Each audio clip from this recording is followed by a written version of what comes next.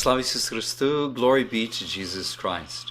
I'm Bishop David with the Ukrainian Catholic Church, and I'm glad to be able to have the opportunity to read with you a storybook. I love to read.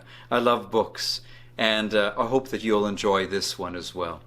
So the book is called Enough, and it's written by Marsha Forchuk Skrypuch, and the drawings or the illustrations are by Michael Marchenko.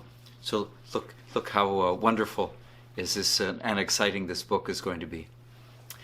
Here's a little bit, it's just what the story is kind of about, just to help us set the scene. The back of the book, the cover, says that this book is written for young children. Whatever age, we're all young at heart.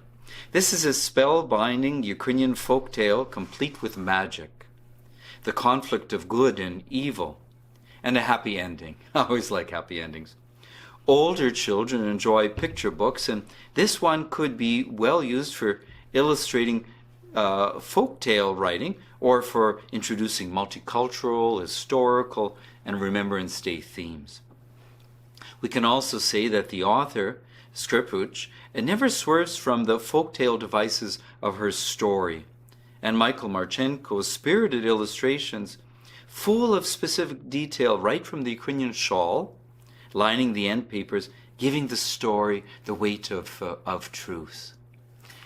Let us begin. Marusia lived with her father on their farm near the village of Zhytya. Because their farm was small, even in the best years, they had barely enough food to survive. Then one harvest, the crop was very good.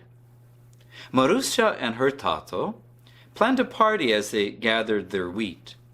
But just as they were finishing, a soldier arrived. "We have the dictator now," he said, "so your wheat and your farm now belong to the people." "We are the people," said Marusia, "and this wheat is enough to feed the two of us all this winter and maybe the next." "We'll see about that," said the soldier. "Oh, I'm not sure I like where this is going."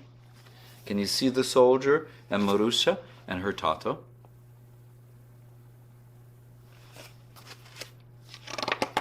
Marusia watched the soldier walk away.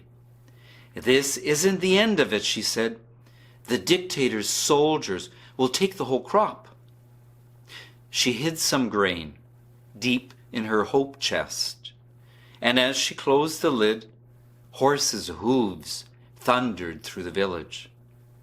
At gunpoint, Marusia and the villagers stood by while soldiers searched houses and barns for every grain of wheat. Then the soldiers piled the grain onto wagons and carried it away.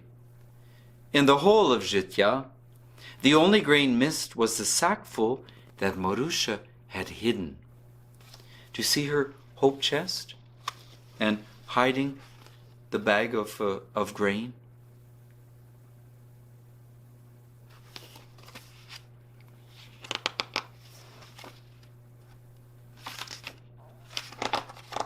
That winter was harder than ever. Oh, seems like this winter too. Each morning Marusia made a thin porridge to share with everyone in the village. By spring there was only one handful of wheat seeds. "If we eat this," Marusia said to Tato, "it will be gone. But if we plant it, we will grow more." So they planted it and waited day after hungry day for the smallest sign of life. Then one morning Marusia shouted, "Tato, look!" Outside was the biggest stalk of wheat they had ever seen. Marusia tied a babushka under her chin and ran out for a better look. But as she approached the stalk, a huge stork swooped down from the sky, sat on its tip, and nibbled at the tender new seeds. "We can share if you are hungry," said Marusia to the bird, "but this wheat is all we have to eat." "In this whole village, you have nothing else?" asked the stork. Marusia nodded. "Then hop on my back, and I will help you." Wow, Marusia is so kind. I'm not sure that would be my or your response, perhaps.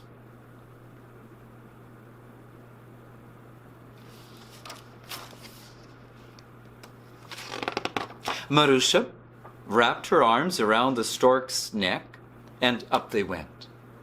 As they flew, Marusia saw that all the fields below were bare.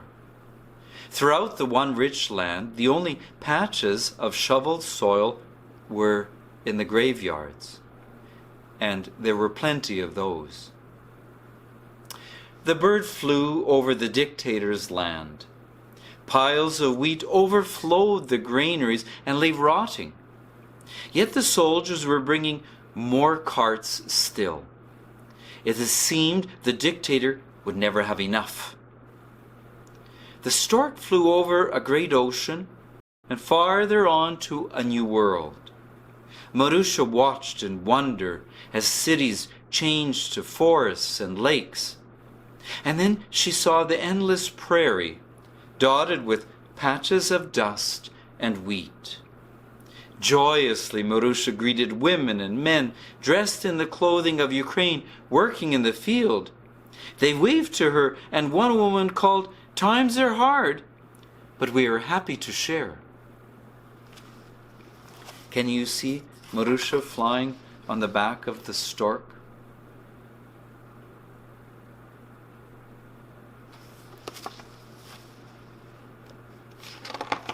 After landing, the bird waited while Marusia jumped from his back.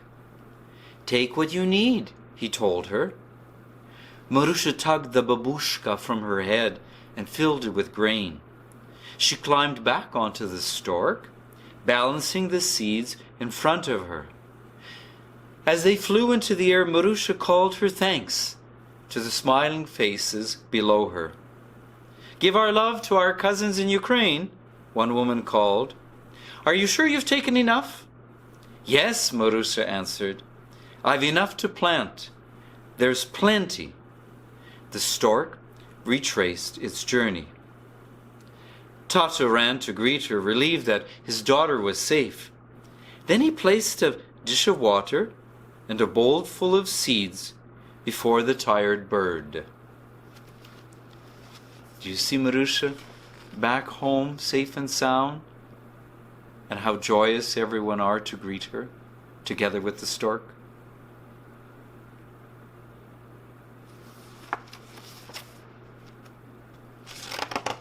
Soon, the rest of the villagers gathered round to hear the story, thrilled by Marusia's good luck.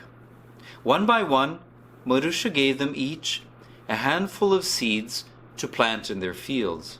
One by one, each went home to spread the tale. Hearing their chatter, Marusia's eyes narrowed thoughtfully. She hid the rest of the grain in her hope chest, just in case.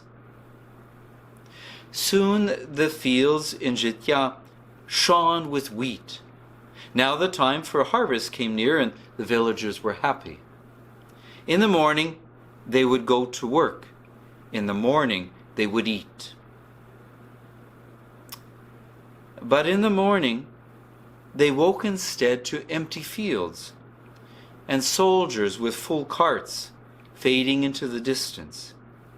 Even Marusia's wondrous stock had been picked clean.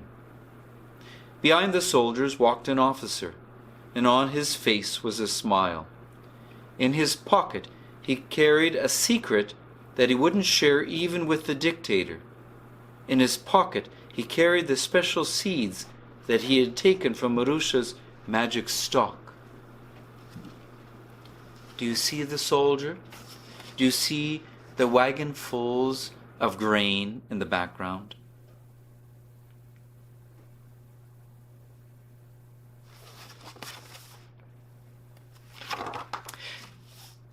The soldier planted the seeds in his own garden, even though he had so much grain that his barn was bursting.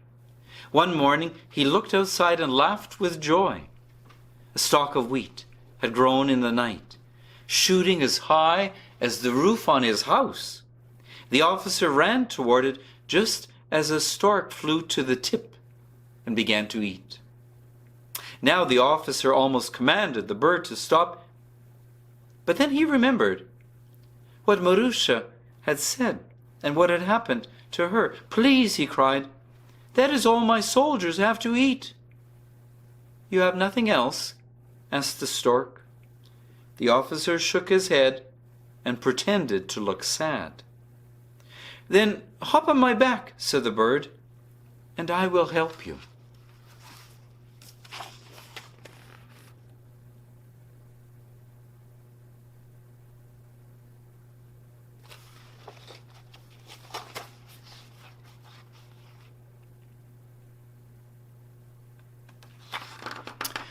The officer jumped on the stork's back, and up they went.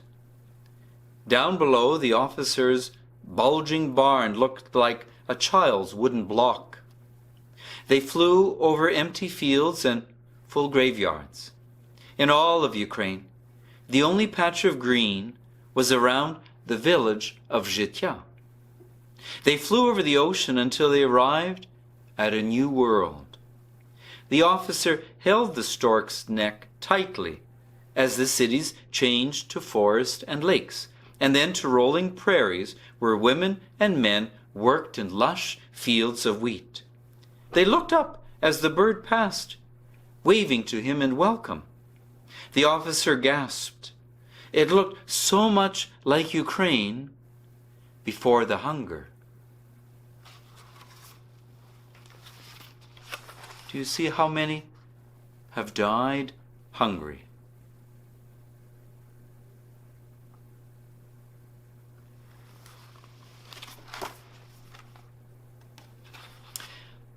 Landing beside a brimming silo, the bird waited while the officer jumped from his back.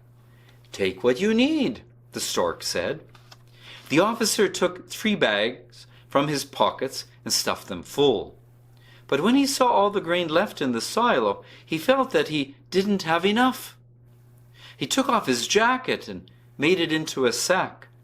Then he took off his pants to make another.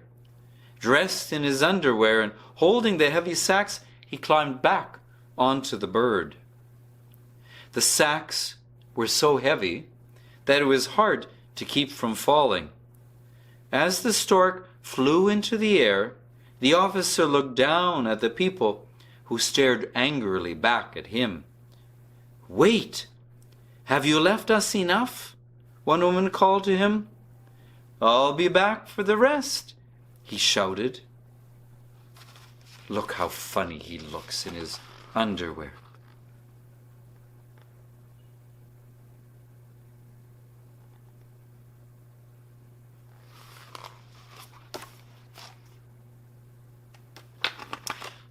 When they were again over the ocean, the stork slowed in exhaustion and dipped dangerously close to the water. "I cannot carry this load any further," he groaned. "You must," the officer declared. "Try harder." The stork tried, but he wasn't strong enough. He spiraled helplessly down in a free fall. Then, as his wings touched the surface of the water, the officer and the wheat slid from his back and dropped into the icy sea. With the load gone, the stork was free. Once more, he flew over the bare countryside of Ukraine. When Marusia saw the bird sitting outside her cottage, she brought him a bowl of water and some seeds. She heard all that the officer had seen and done, but she did not feel satisfied that the village was now safe.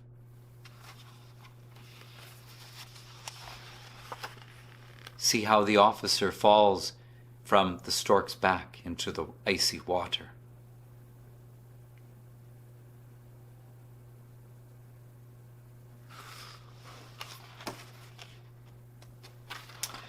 After the stork flew away, Marusia told the story to Tato. "We must still hide our grain," Marusia said. "The officer is only one man, and the dictator has men like him in plenty. They'll just find our grain again, and we will starve," declared Tato sadly. Soon Zhitia will be nothing but graves. That's it, cried Marusia, snapping her fingers. Is it not the dictator's wish that this land be filled with graves? Her father nodded sadly.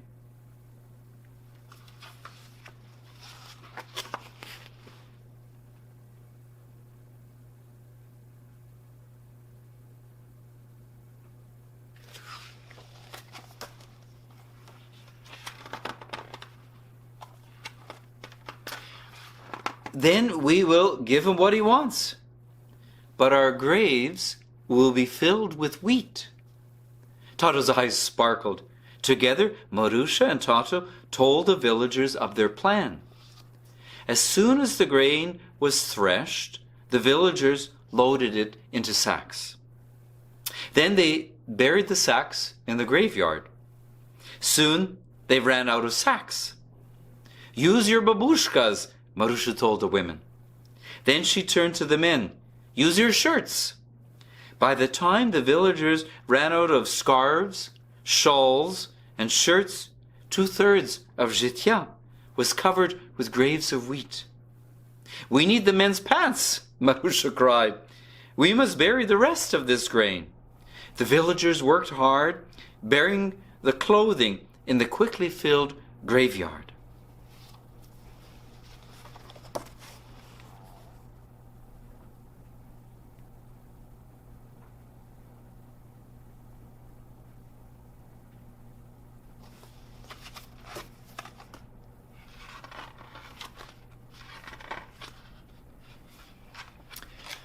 The news of the huge graveyard in Zhitia reached the dictator.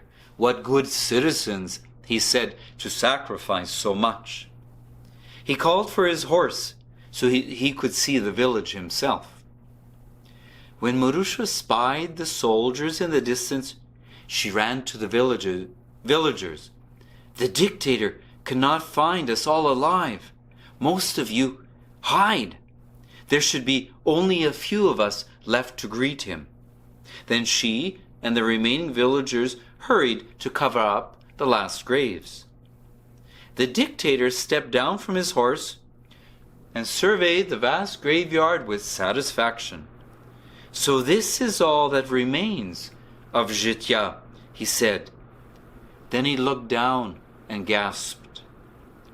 Horrified, Marusia saw a scrap of cloth, along with a few grains of wheat sticking out of the last grave. The dictator frowned. Reaching down, he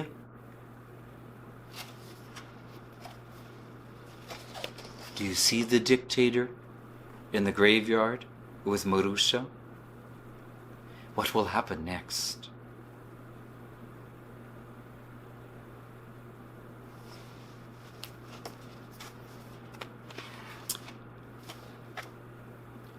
The dictator frowned.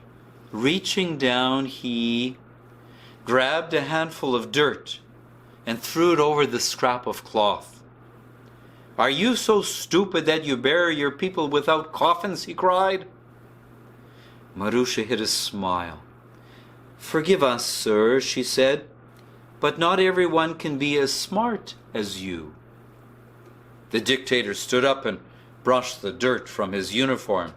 How right you are, he said. He got back up on his horse and rode away, not giving the village another thought.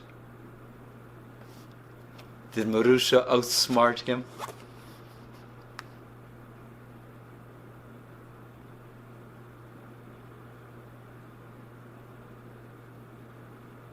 One more page and our story comes to an end.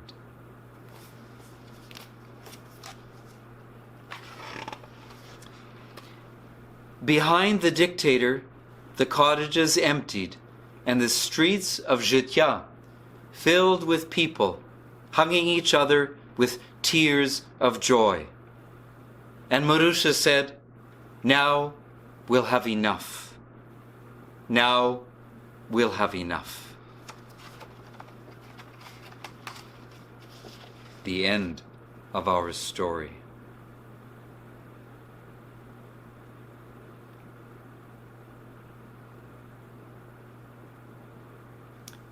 Did you enjoy this story? What a beautiful story. It's based on a true story. From 1932 and 1933, the famine in Ukraine, the human-made famine in Ukraine. Just as the story tells us, there is enough to go around. There was enough. But the dictator sought to destroy the people and take away their livelihood. Życia means life. Today there is plenty in the world for all of us to share. There is enough. Let us be kind one to another. Let us see life within each other's and grant each other's that simple gift, that those that are hungry, those that thirst, those that go without, that their hearts may too be satisfied. Thank you for letting me share this beautiful story with you. God bless you, your friends, your family, and all. Slava Iisus Christu, glory be to Jesus Christ.